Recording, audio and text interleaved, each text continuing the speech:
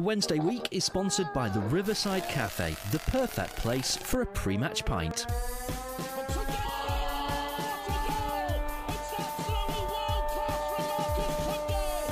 There's a chance here, a great save, a turner from McClare. Might come, a terrific goal by Sheridan. Brexman against Jones. Get in. You could have two goalkeepers in there that would have trouble saving. Hello there, ladies and gentlemen, and a very warm welcome to the Wednesday week, the Sheffield Wednesday, the original Sheffield. What are we saying here now? I'm really confused. One of the Sheffield Wednesday podcasts? It's got to be original. It's got to be original. The original Sheffield. That's going to take some getting used to after 5 years and not chuffing another one, I'll tell you. I apologise for all the podcasts out there, but all these Johnny-come-latelys trying to steal our thunder, it's not on. The original Sheffield Wednesday podcast, and with me on the line, as you've probably heard, is Mr. Marriott. Jamesy, how the chuff are you? I am all right. Back to winning ways, right. Which is a big smile on my face today. Is it incredibly sad and probably not right that after a Wednesday win, my life seems to improve slightly? Am I placing too much of my hopes and dreams on a game of chuffing football? It's wrong, is it? I don't know if everybody else feels that is. No, I don't think it is it? I mean, this is why we do football in the first place, isn't it? I mean, granted, we probably have more lows than highs, but it's the highs that keep you going. Yeah, but it's just, I woke up this morning with a spring in my step and the birds were singing outside, and even though it was a cold and miserable day. Where you were going with that then? Yeah. Ooh. Is this after the watershed?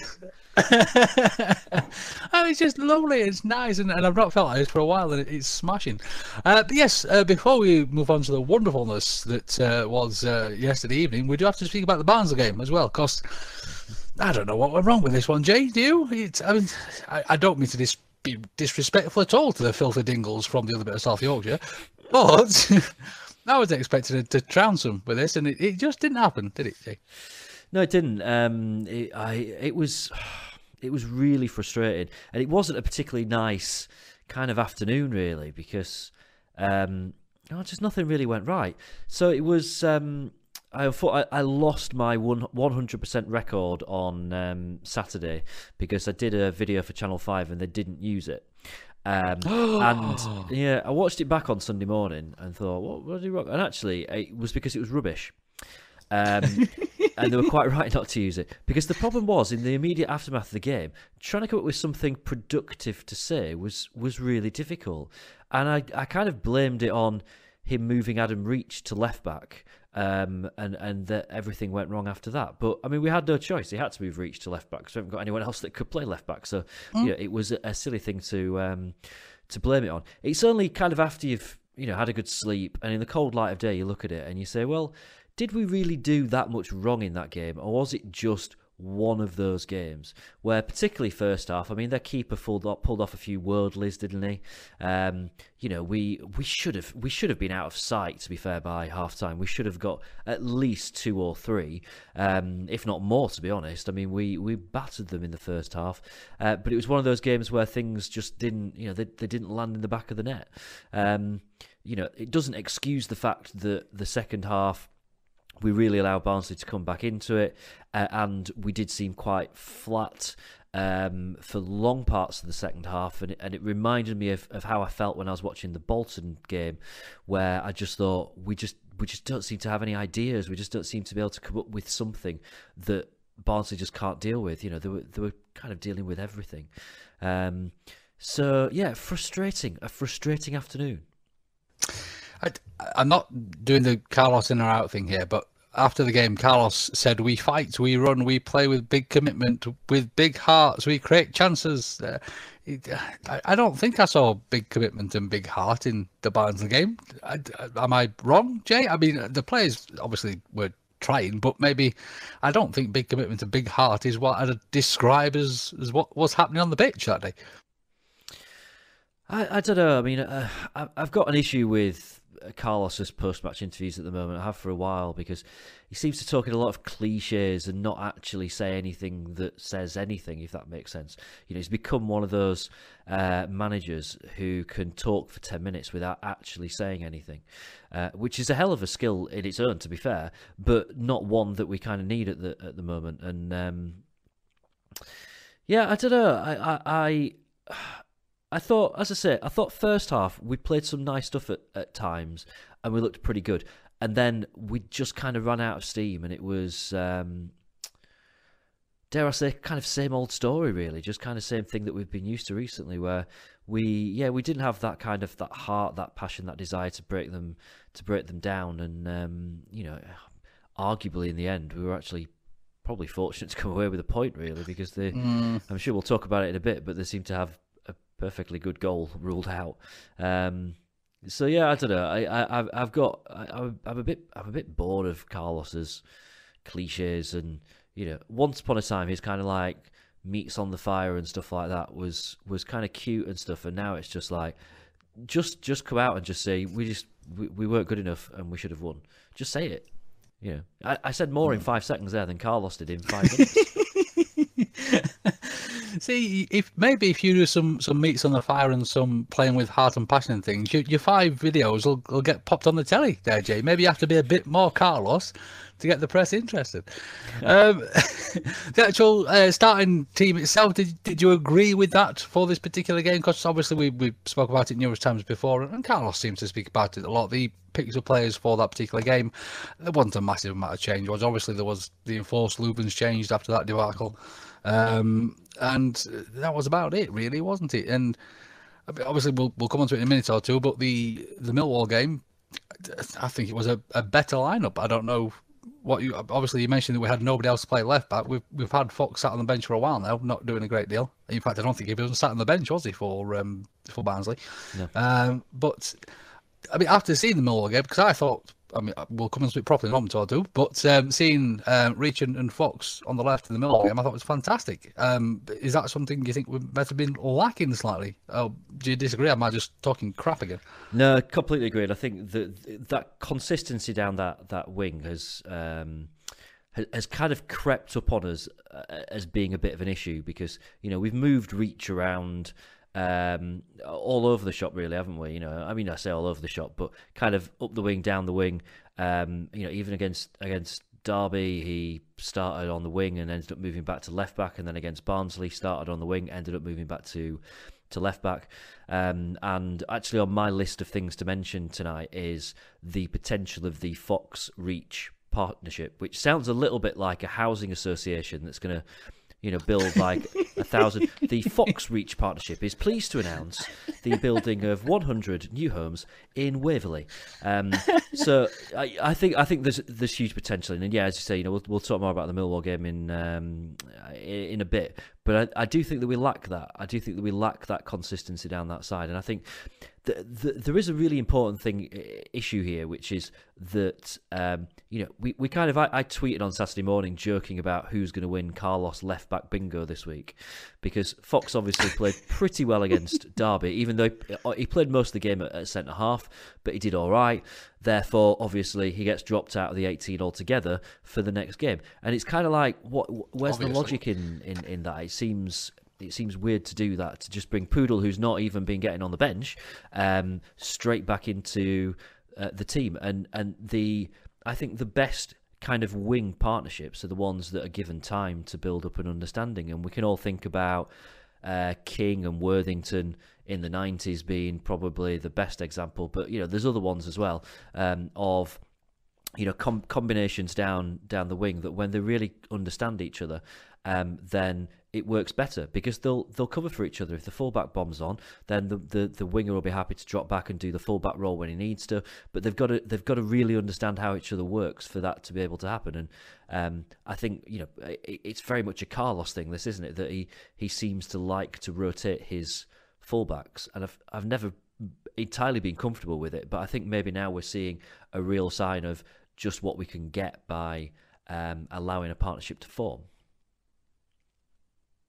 I've always been a fan of a stable team, but at the same time, a stable team can get a little bit stale. And Is maybe again just putting this out there as a question more than anything else, but is there maybe the Hooper and Fletcher thing after again seeing Millwall?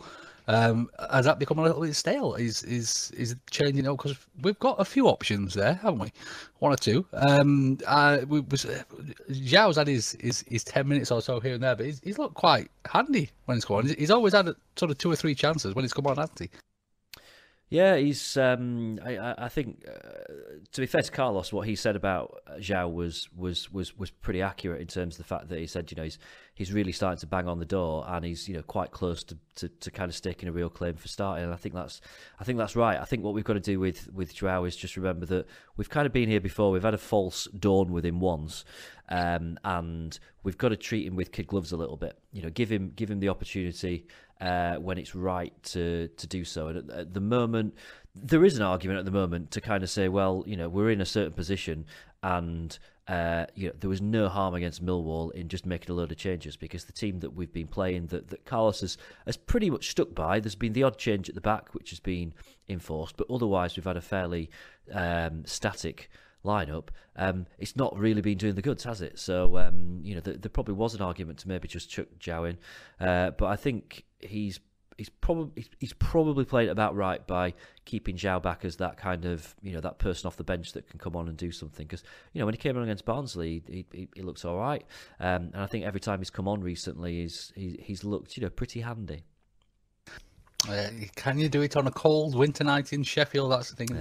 It's a bit odd though, because it wasn't too long ago that we were maybe asking why Carlos isn't playing a static team, if you like. We were all saying obviously changes every single game, wholesale changes every game, and now he's starting to do it. People, well, myself included, obviously, are saying, well, maybe it is time to freshen things up. And it seems whatever Carlos does at the moment, he just can't win, can he? Bless him. It's a bit of an odd situation. Yeah, I mean, the thing with having a fairly settled team is that when that team's winning, it's great. When you've got a fairly settled team and that team's consistently losing, then obviously you're going to get criticised for the fact that you're not changing the team.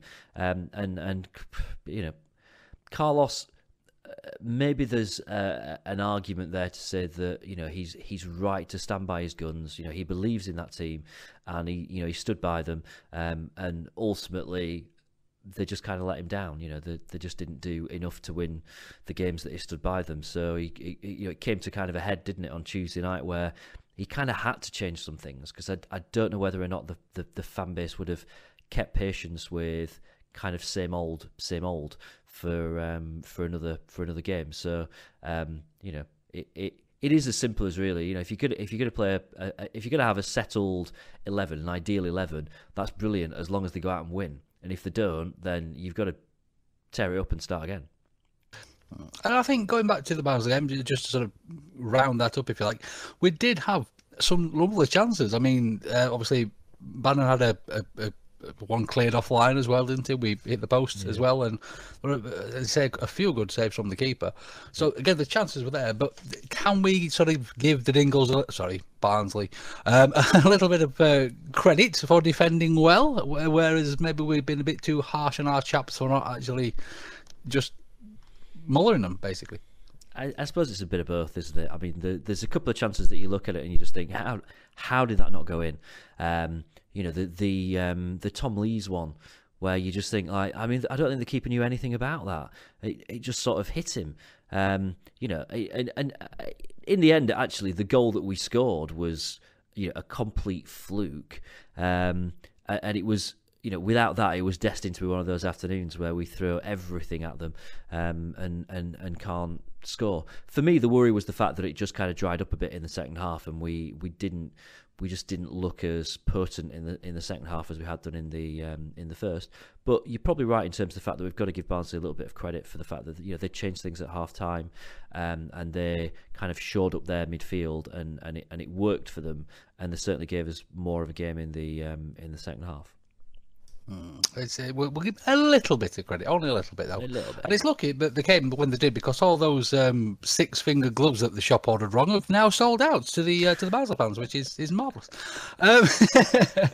Right, so we'll any other bits and bobs regarding the Barnsley, shall we say Barnsley issue rather than Barnsley game? Well, Yeah, I mean, I don't. What was your thought on the? I mean, first of all, great to see Jordan Rhodes score. Shame it was the wrong end of the pitch. But what were your thoughts on that? Because I've watched it a few times. My mates have watched it a few times, and we're like, I don't know. Was there anything wrong with it? Is there a clear foul there?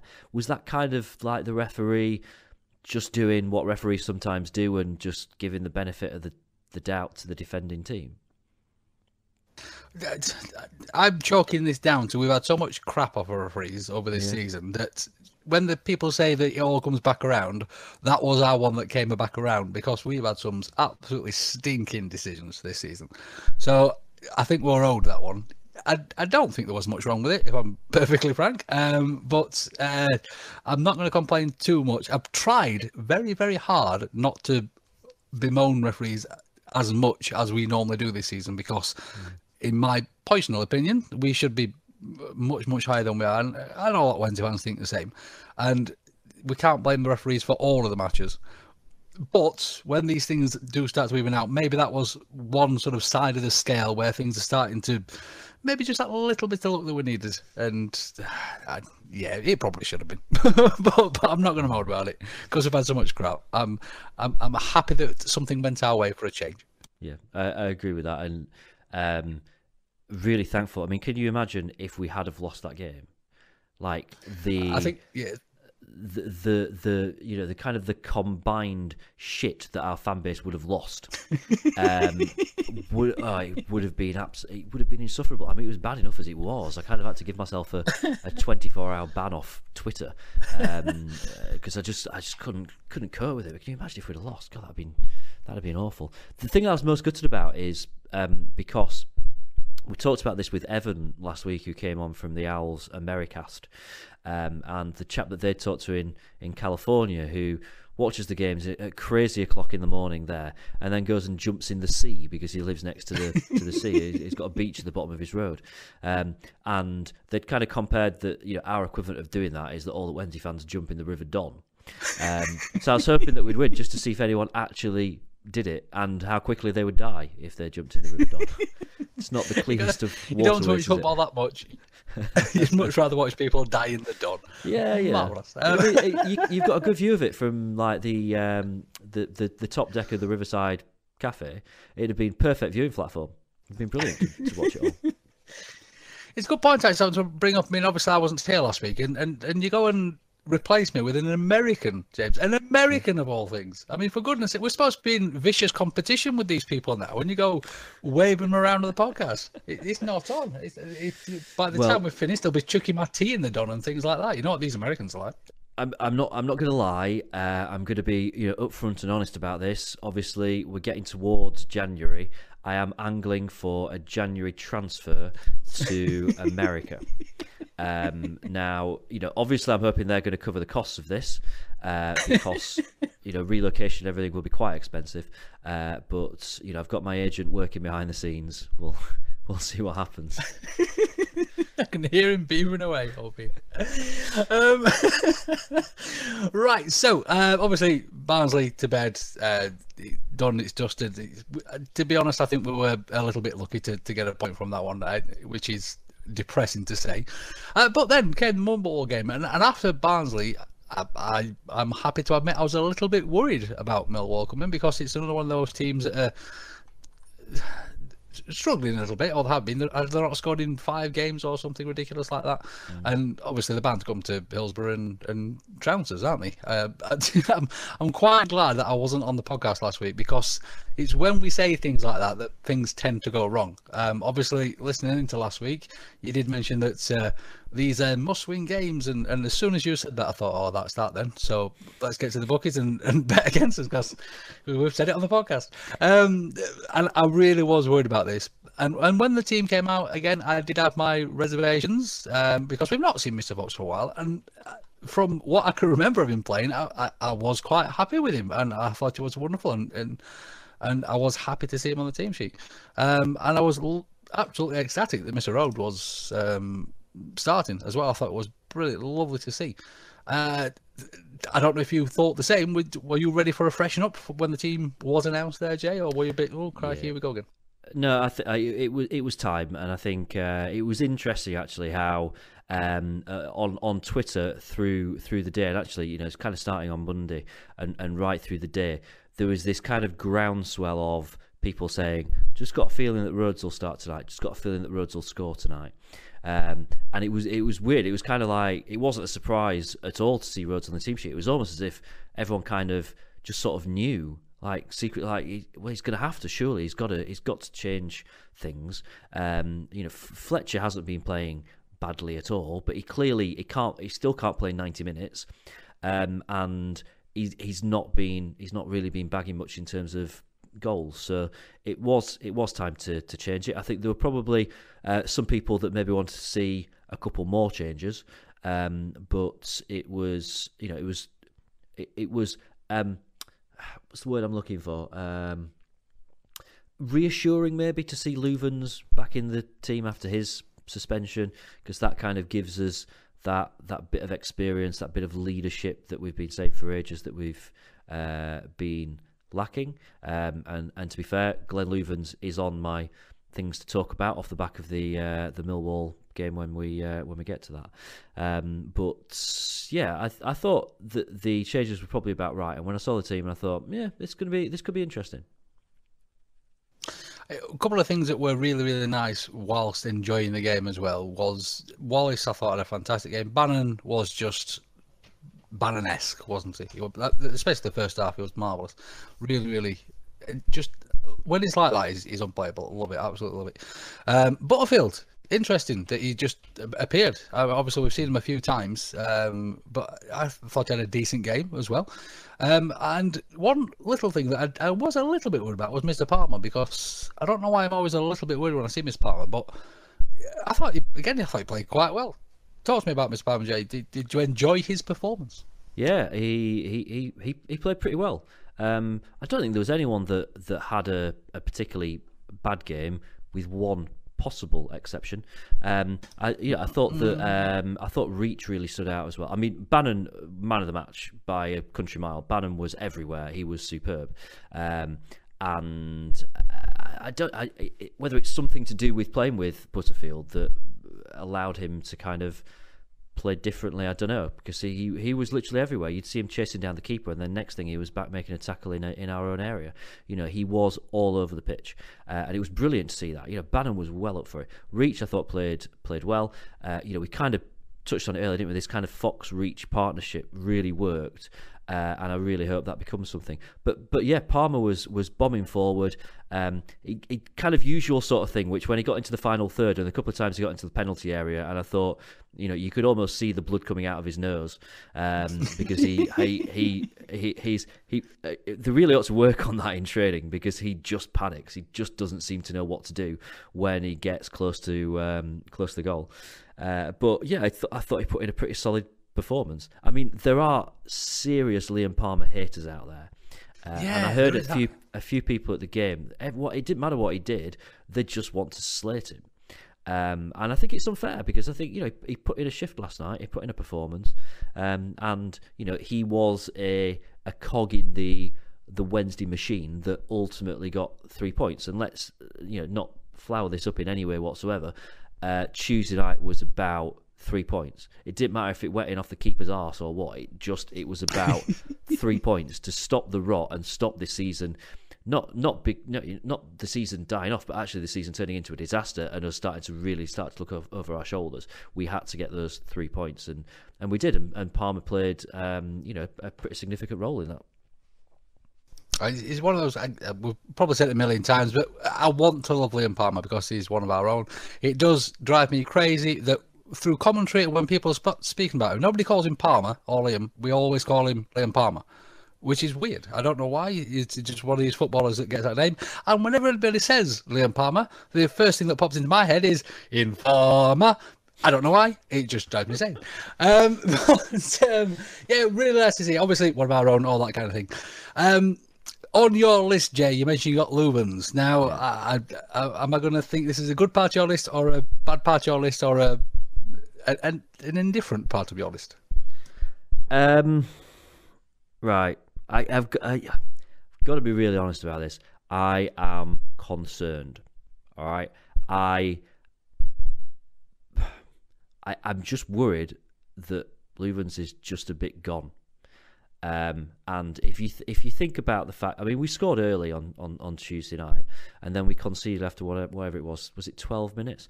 And it was, I mean, it was a Louvens mistake, but it wasn't even like, it was just a moment of absolute madness. It was one of the worst tackles I've ever seen. And you think about the fact, he got sent off after 4 minutes against Derby. So in effect, in the space of 16 minutes, he's cost us 2 goals. 16 minutes on the pitch. He's cost us 2 goals. And, ultimately 3 points against Derby, because we were always going to be up against it after that. And I know that, we were pleased to see him come back into the team, because we needed that leadership and we needed that experience.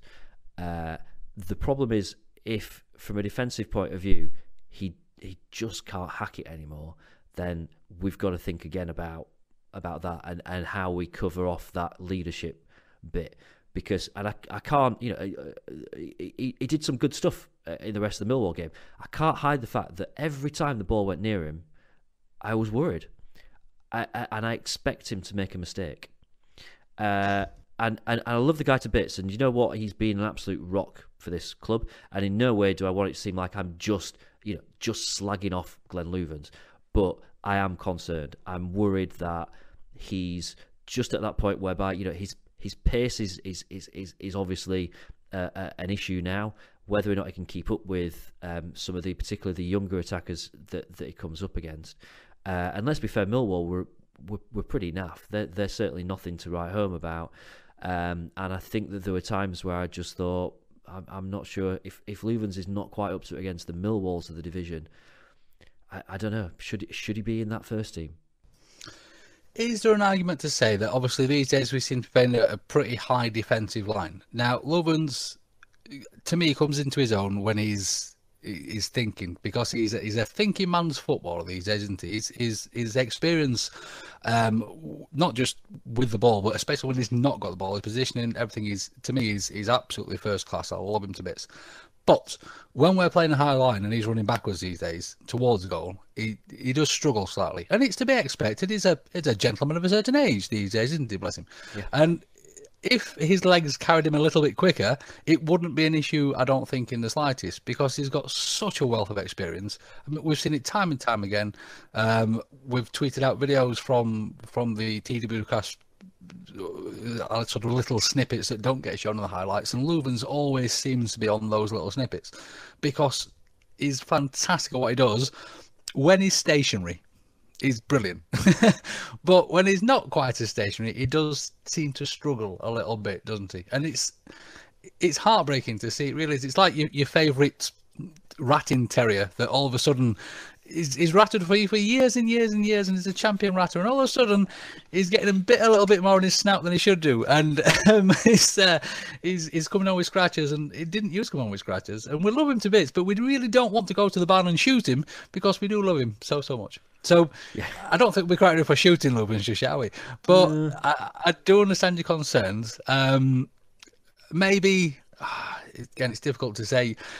The thing is, we haven't really got a hugely significant alternative at the moment. I mean, Just is going to be brilliant. I know he's going to be a fantastic player, but he needs time.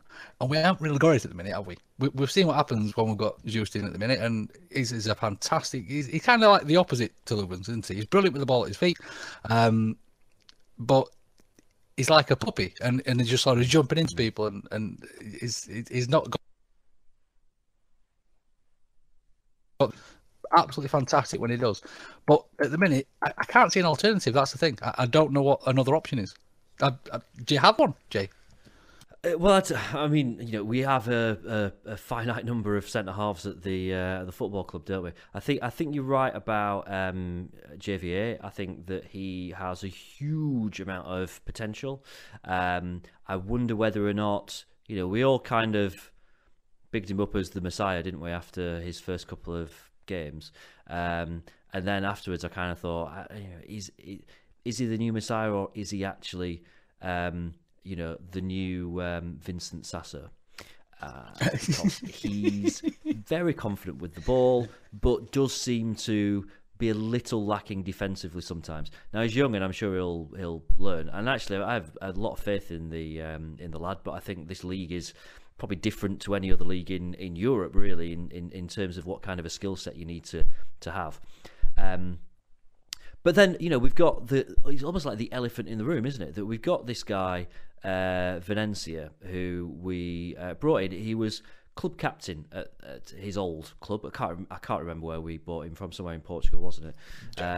And I accept the fact that he's on loan with us now. I'm not the idea of maybe taking someone on loan and making them captain of your team would seem a silly thing to do. But as far as I understand it, we do have an option to buy him at the end of the season.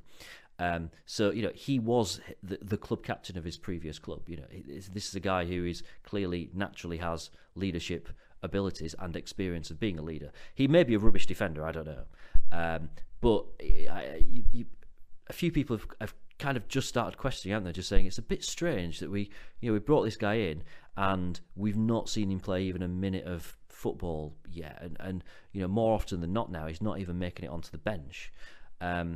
Is there something there? Could he be someone that we can look at and think, right, okay, we need a central defender who's also got obvious leadership qualities, which, we've got to be fair, Tom Lees, great defender, he's not a leader, and we know that, and we keep persevering with Tom Lees as captain, and at some point someone's going to have to say, hang on a minute, that is not the answer. He's not the club captain of tomorrow. It just doesn't work. I don't think he likes it, and he's certainly not, that's not what he's about. So are we missing a trick really by not entertaining Valencia as an idea?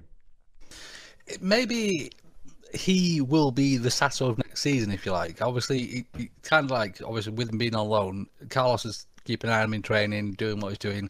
Maybe next season, Lubens will take a back seat, shall we say, and Just might be ready to take his place. And then this chap will become the new Sasso. But that's great. It's wonderful forward planning, but we need something now. And I mean, fingers crossed, we're completely wrong about Lubens, and he's just had a poor few games. And then obviously against Villarreal come and they'll just stop everything that comes anywhere near him. And God, I hope that's true. I'm trying to keep my glass half full, I really am. And then this conversation will be utterly pointless. But yeah, it's difficult at the moment. Obviously, there's the Hutch element of it, but we know what happens when Hutch goes to centre back. Everything else goes to pot, doesn't it? It's crap and it's awful. Is that a realistic option, do you think, Hutch being there? I don't know. I mean, you've got two issues with Hutch, aren't you? First of all, whenever he's not playing as a holding midfielder, we miss him, and I don't think that there's any coincidence about the fact that we've been, leaking goals since Sam Hutchinson's not really been in the team. The other thing as well is that can we pin our hopes on someone whose fitness record is pretty dubious? I mean, fair enough, we've done that with Luvens, who's probably got as dubious a fitness record as Hutchinson has.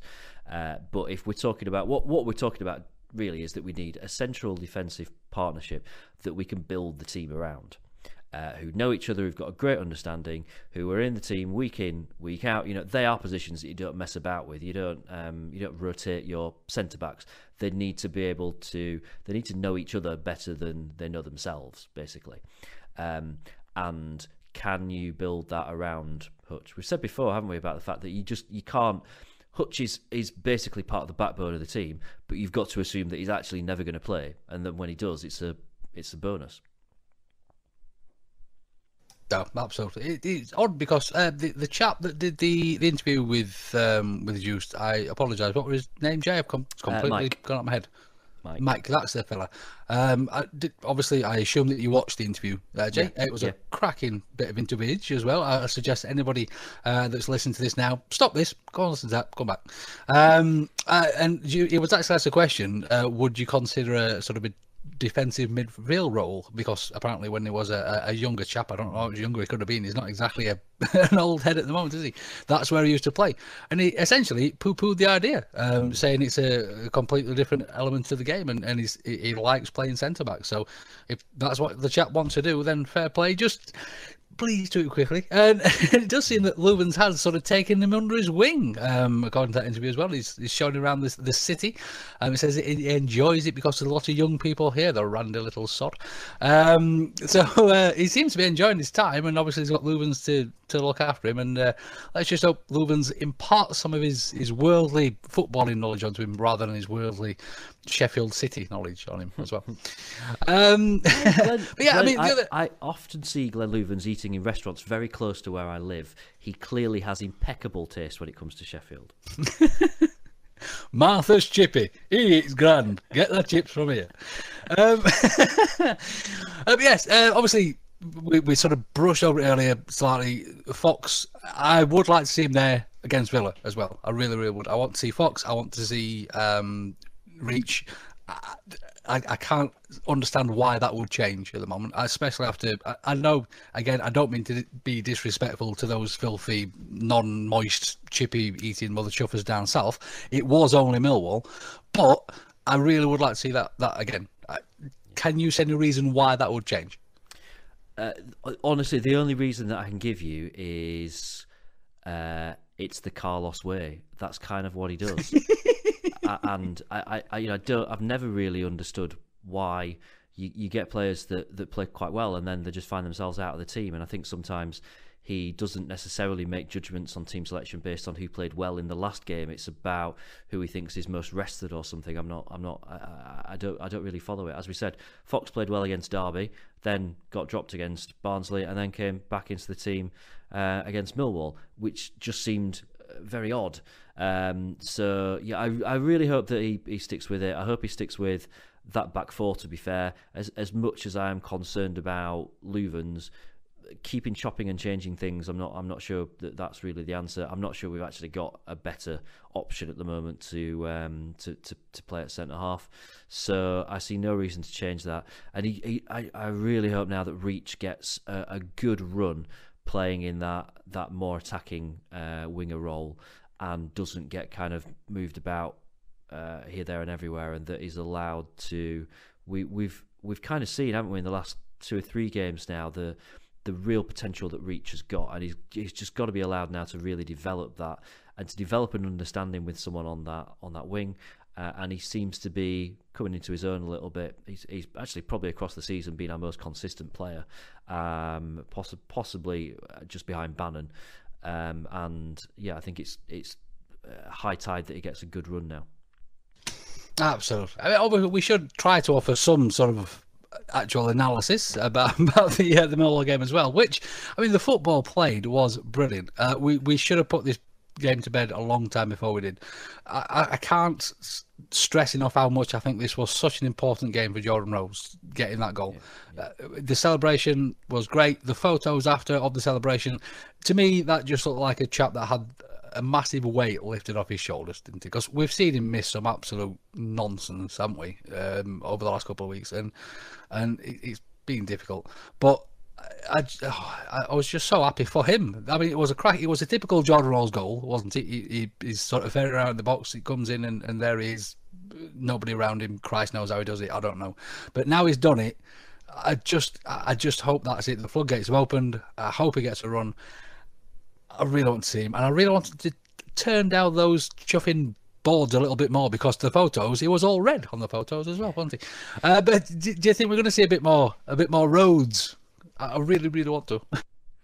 Yeah, I kind of hope so. I mean, it's a slightly awkward one, really, isn't it? Because you kind of think that Rhodes would probably play better off Fletcher, because Fletcher's that kind of target man who will hold stuff off, feed it to Rhodes, or feed it to someone on the wing who can whip the ball in and Rhodes will finish it.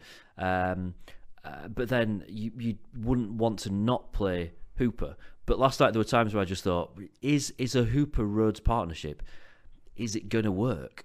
Are they a little bit too similar? Do they need someone else kind of up there with them?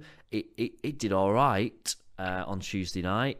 I actually thought Rhodes played all right, and there's been a few people saying that he didn't play very well, but he got the goal. That's all that matters. I thought he did all right, but I've a bit of a reservation about whether or not, if we're going to go down the route of Hooper and Rhodes together, is it the right combination of styles of forward players? I don't know. But then last night we seemed a bit more willing to play the ball on the wing. We seemed a bit more willing to whip the ball into the box. And if we're going to do that, Jordan Rhodes is going to score goals. But that's traditionally not how we've played. We've tended to play quite narrow, haven't we? And I thought last night also kind of highlighted a bit of an issue with regards to the fact that we were talking about, was Kieran Lee dropped or was he rested? Because he'd obviously, since being out injured, he came straight back into the first team, and I don't think he's missed a minute of a game since then. I think he's started every game, he's played every game since he came back from injury. So maybe he was ready for a rest, although maybe we find ourselves now in a situation not dissimilar to the old, you remember the old Gerrard Lampard issue for England? Are Bannon and Lee too similar to be on the pitch at the same time? Because Bannon seemed to play better without Kieran Lee there last night, because it gave him the freedom to do what Kieran Lee does, I guess, which is run around and do whatever he wants to do, which he can't do when Lee's on the pitch. And similarly, maybe if Lee was on the pitch and he'd got kind of the Hutch figure or whoever behind him, a more solid defensive-minded midfielder behind him, that gives him a little bit more freedom to do what he does really well. Is persevering with playing the two of them together actually causing ourselves part of the problem? When Lee came back, I mean, we saw the difference when he was in the team. Yeah. Did we have the option of Butterfield back then? I don't think we did we? I don't think we did. And you're quite right. But if you remember, like previously, when Kieran Lee's he's had very long runs in the team. It's always been generally when Hutch has been playing in that defensive midfield role. Yeah. And right. When generally actually we've tended to play with one up front, haven't we, or one out and out striker. So you'd have kind of Fessy on one side, Wallace on the other, and then Lee, Bannon, and Hutch kind of doing their thing in midfield. It's kind of worth noting that in the games when obviously Hutch hasn't been there and Kieran Lee's been in, we've been losing games. It's not like it was last season, the season before. We have actually been losing games. So there's maybe some hard decisions to be made there about whether or not we can, with the team as it is now, with the players that we've got available to us now, can we play Lee and Bannon in the same team? And I mean, I would feel a huge amount of sympathy to Carlos if he had to be the person that did make the call about which one of Bannon and Lee do you play, because they are exceptional footballers with a huge amount of skill, a huge amount of talent. How you would pick between them, I don't know. But I just wonder whether or not actually he maybe did the right thing by trying last night without Lee and Bannon on the pitch at the same time, and you'd have to say that it worked. No, you're quite. I mean, the other sort of element that has changed, and we haven't been winning games, should I say, is New hasn't been on the bench, has he? So clearly, that's why we've been losing all these games, because we've had nobody to sort it out at the end. I hadn't noticed. I'll not lie. Do check the stats. I'm sure there's probably somebody out there that will and prove me utterly wrong. But no, I enjoyed last night's game. I did get a little bit worried towards the end. I saw a wonderful stat from Dom Housen, of all people, saying that we've not lost a game on Halloween since something ridiculous like 1953. So it does seem to be a rather lucky day for us as well. It's fantastic. But yes, any other sort of bits and bobs regarding the actual game itself there, Jake?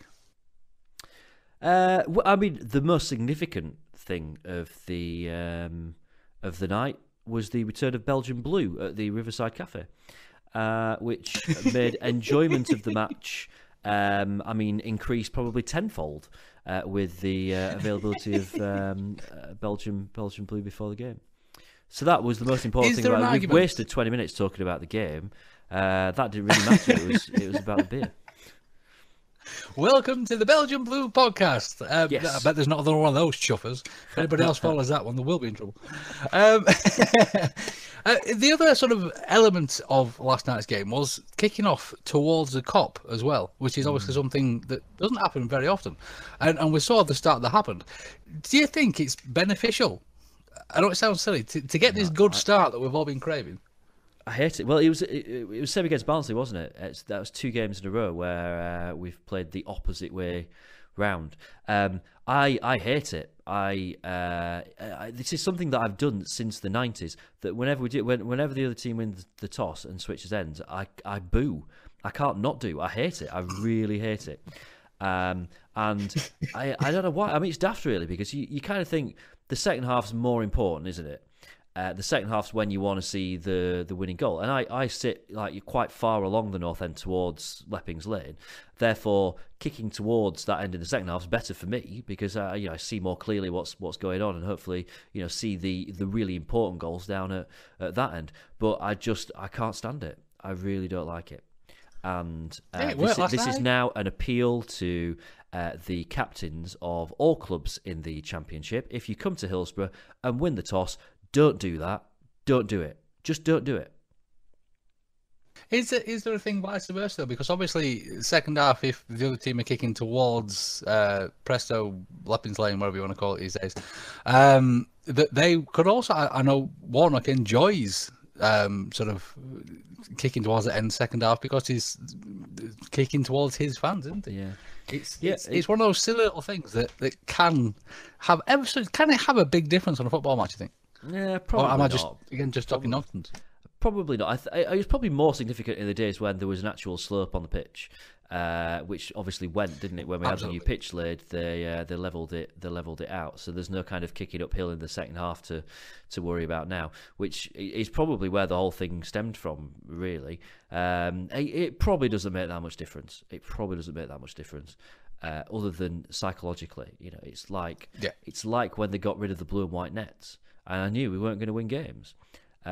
Same whenever we lose the toss and we switch ends, I'm just convinced that we're not gonna do it. Whether you're celebrating a birthday, a wedding or anniversary, maybe you've passed your driving test, or you've landed a new job. Well, whatever your reason for a party, the Riverside Cafe is the perfect location on Catch Bar Lane overlooking Hillsborough Stadium. To inquire about hiring us for your function, call 07989 856 054 or 0114 232 6121. Now, we have been waffling quite a lot about the actual football tonight, Jay. A, because it's on the menu, and we can actually have a proper chat about football. Not that the chaps and chapettes can't. But there's very little else to discuss, isn't there, Jay? The actual Wednesday news, again, boils down to the sizes of the new kit are a bit off.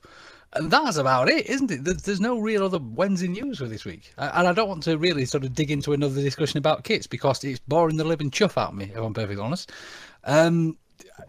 Is there anything else I'm missing? I'm sure there's people screaming at their radios, devices or other podcasting things are available. But there's chuff all else, is there? There really isn't. No, there isn't a lot happening at the moment. It is, all quiet, really.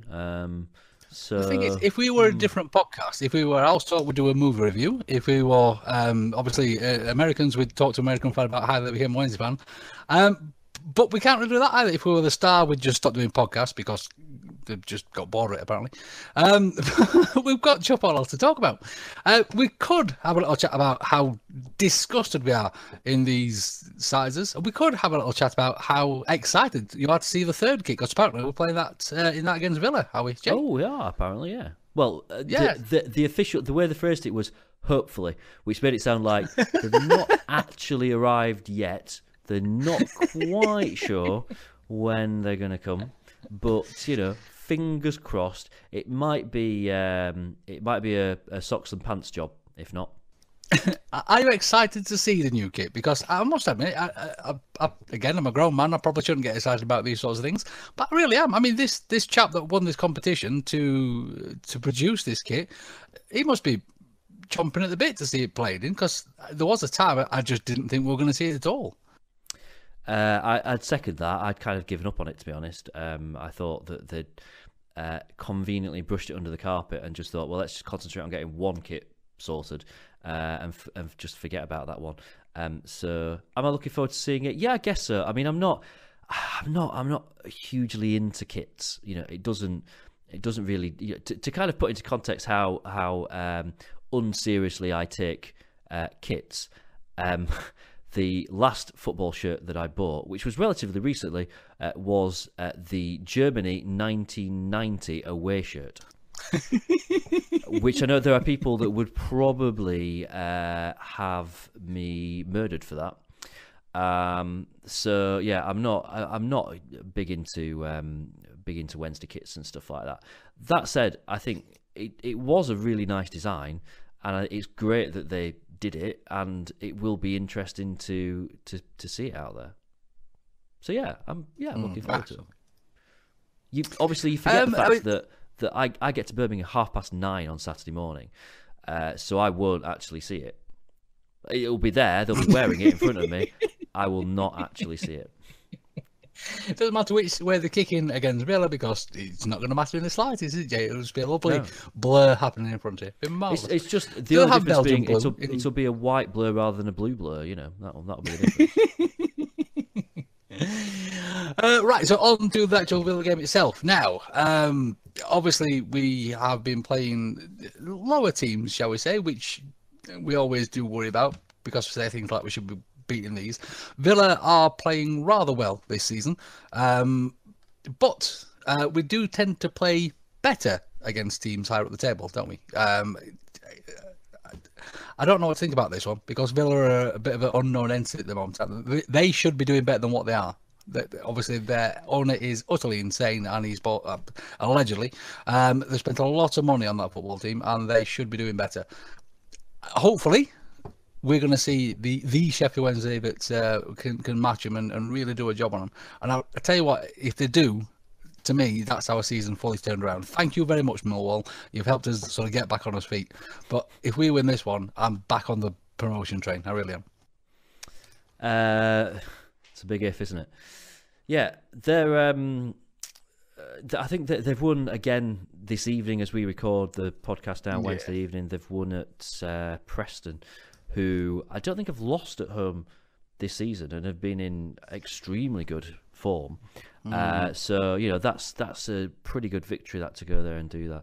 So as much as I don't obviously look at the league table before Christmas, that does put Villa up to 5th. So kind of people say, oh, you know, they're underachieving, they're not doing as well as they should be. Well, that's not bad actually for this time of the season. We'd probably swap places with them right now, wouldn't we, if someone gave us the opportunity? Yeah, it isn't going to be an easy game. I still don't really buy this sort of like we play better against good teams thing, because that applied last season. I think this season it's a load of nonsense that people just keep peddling because we said it last season. But it is a game that we can go into without any pressure, if that makes sense. Even though I mean, the fact that we only drew against Barnsley means we kind of really do need to go there and get a result.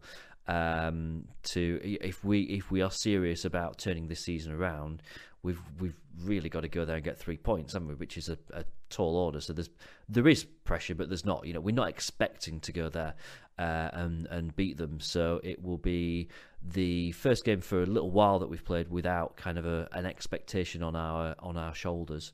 And it'll be interesting to see how the team adapt to it. You know, you would see little reason to change things too much from the team that played on Tuesday night. It's back to the old kind of Carlos bingo thing. We just don't know. He may change it back to the team that played against Barnsley for all we know. We don't know. But you know, I hope that Rhodes gets the chance to carry on. And hopefully, you know, bag another goal or two on Saturday. And I'd actually be tempted to stick with the midfield as it was. And I know that Butterfield has become, the reach of last season, where every Wednesday fans decided he's crap, he's rubbish, it's the worst business we've ever done. He should never be a professional footballer.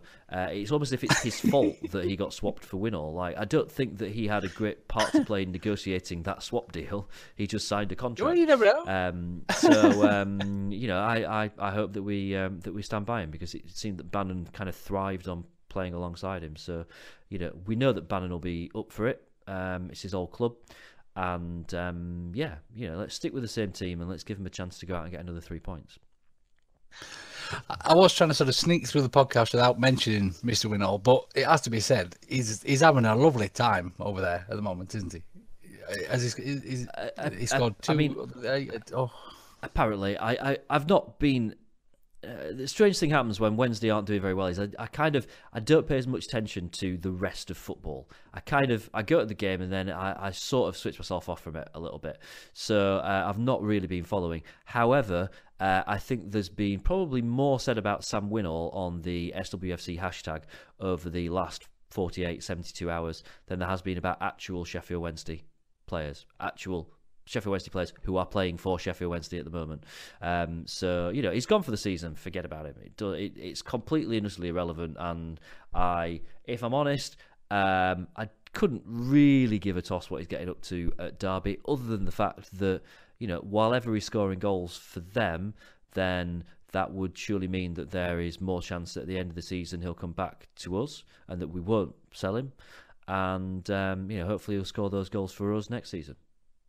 Absolutely. I mean, there is and I'm going to sort of give a plug to one of our evil competitors while they're busy watching films.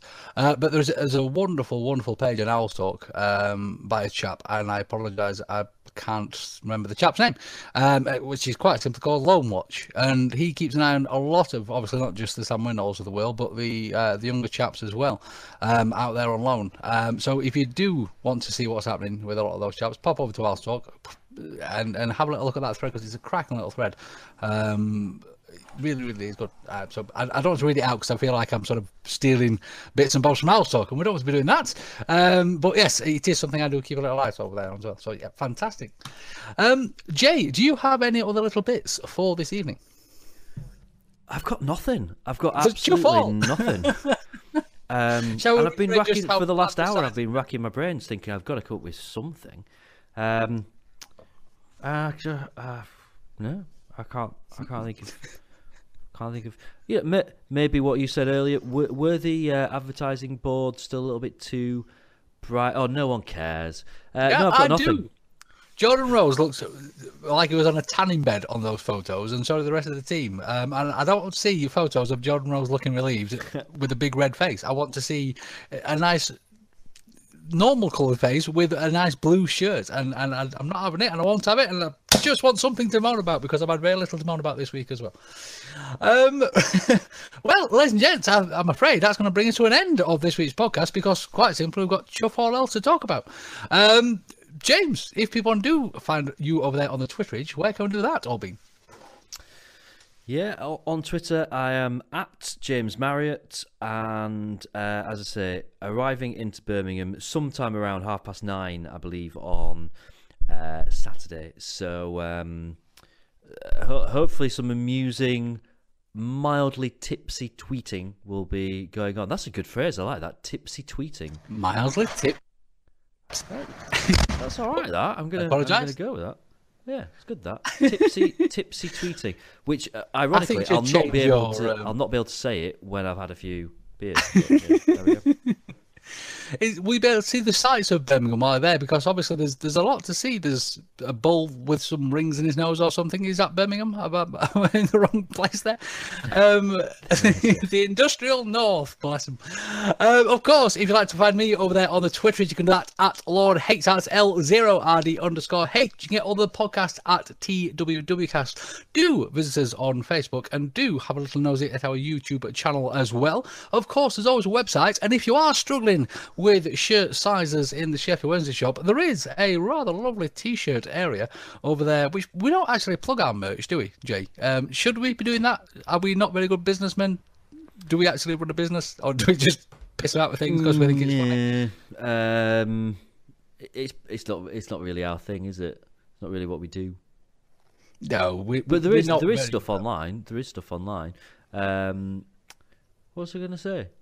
Yeah, if you're interested in purchasing the Germany 1990 away shirt, drop me a DM on Twitter, and I'll tell you where I got it from. Never mind all that. Go and buy Sheffield Wednesday. No, not Sheffield Wednesday merchandise. Go and buy TWW merchandise, which has wonderful, hilarious slogans on. And if anybody does and tweets a picture, I will give them a hearty handshake one day when I see them in the t-shirt.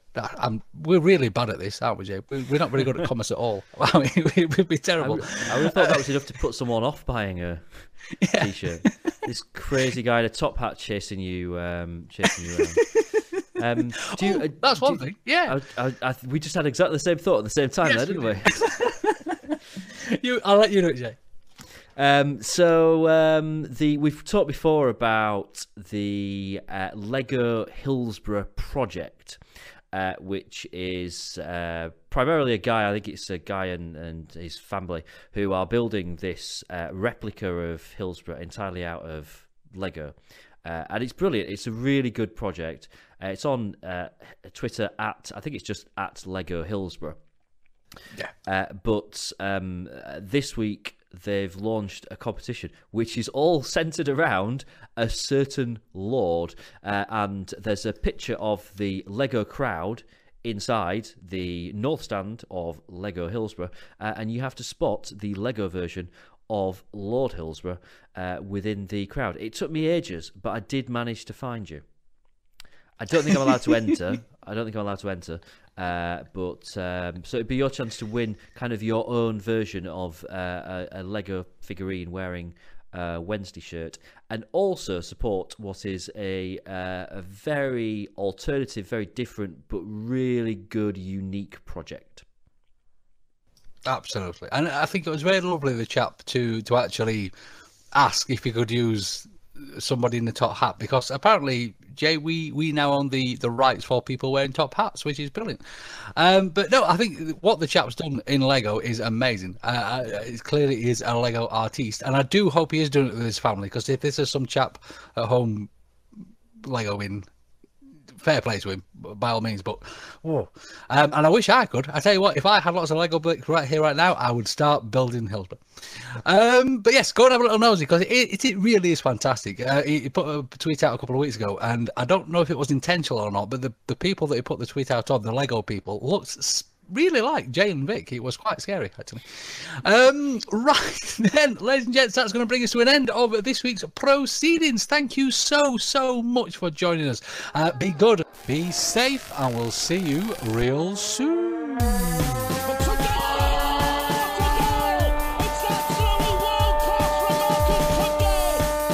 Chance here.